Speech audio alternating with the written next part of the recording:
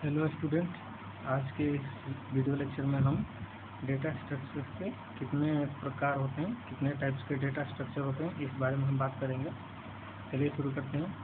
Basically data structure are divided into two categories.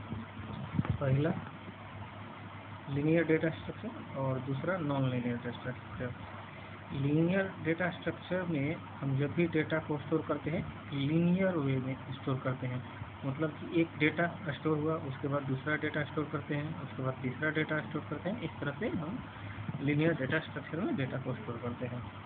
जैसे आपने अगर सी प्रोग्रामिंग पढ़ा होगा तो, या कोई सी जावा, तो उसमें आपने एरे डेटा स्ट्रक्चर पढ़ा होगा।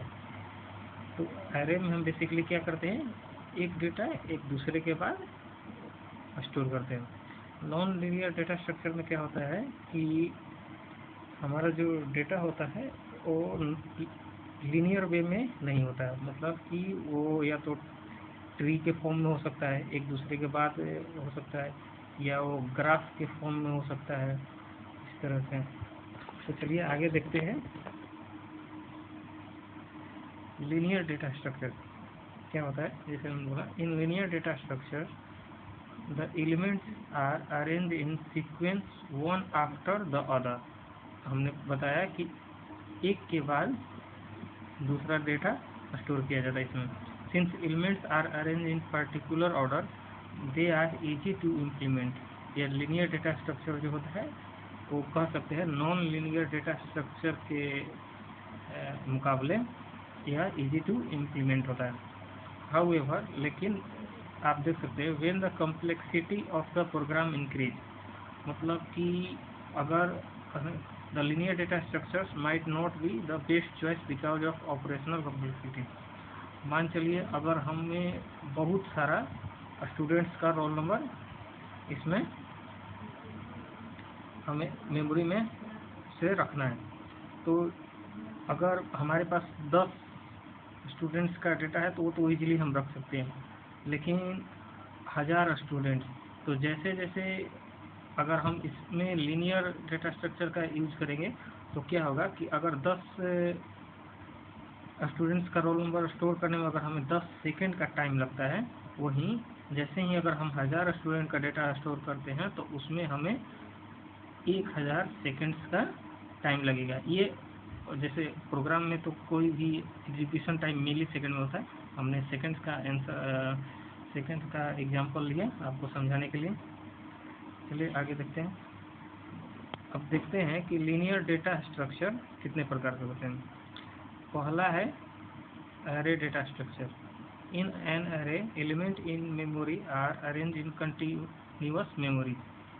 All elements of an array are the same type and the type of element that can be stored in the form of array is determined by the programming language। इसमें क्या होता है, इस तरह से 1 by 1 data को हम store करते हैं, और डेटा का जो टाइप होता है वो सेम टाइप का होना चाहिए एरे में, तभी हम उसे स्टोर करा पाएंगे।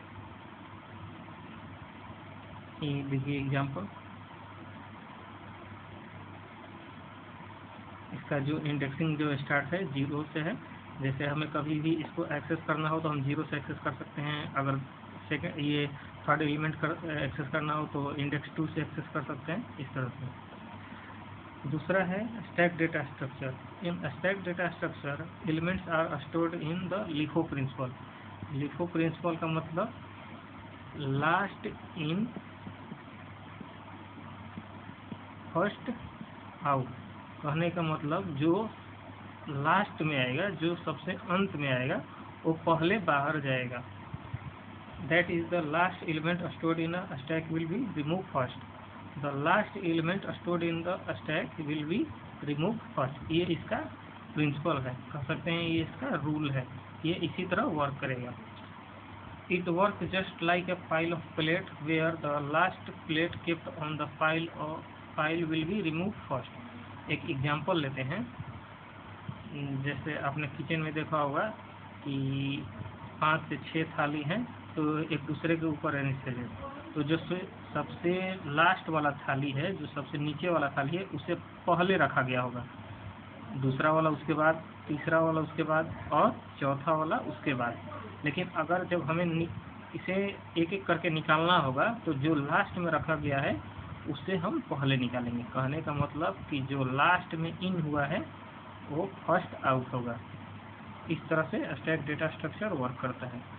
जैसे यहाँ पर आप देख सकते हैं, पहले हमने 1 को डाला, सेकंड 2 को डाला, फिर 3 को डाला।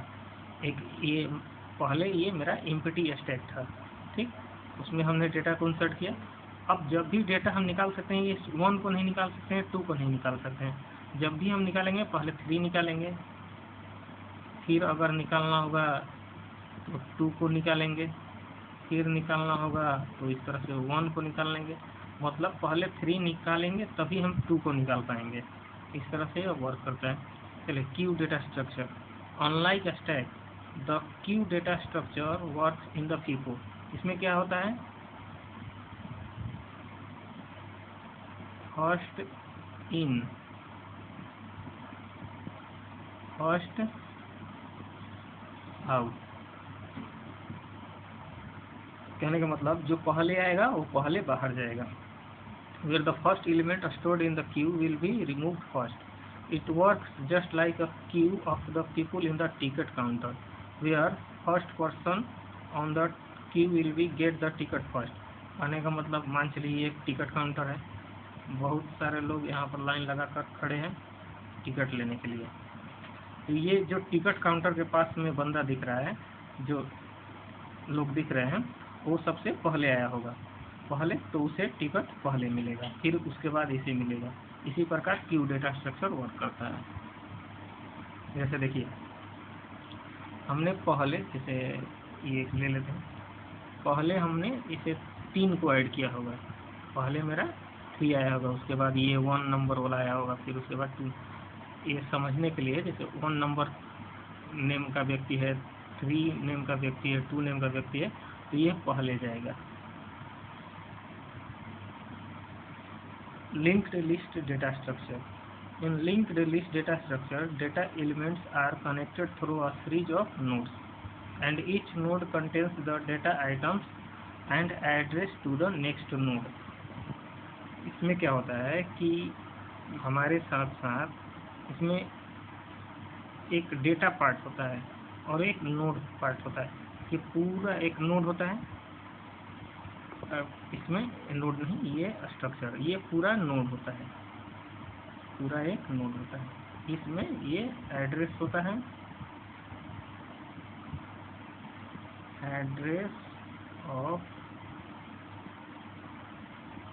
Next node.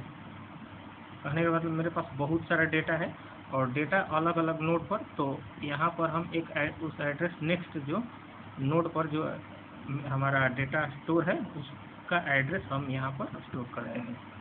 जैसे यहाँ पर भी डेटा होगा, एड्रेस होगा, इस तरह से ये वर्क करता है। चलिए एक और इसको एग्जाम्पल लेते हैं। जैसे देखिए, यहाँ पर हमारा ये पहला ये जो डेटा है, ये फर्स्ट नोड है, ये सेकेंड नोड है।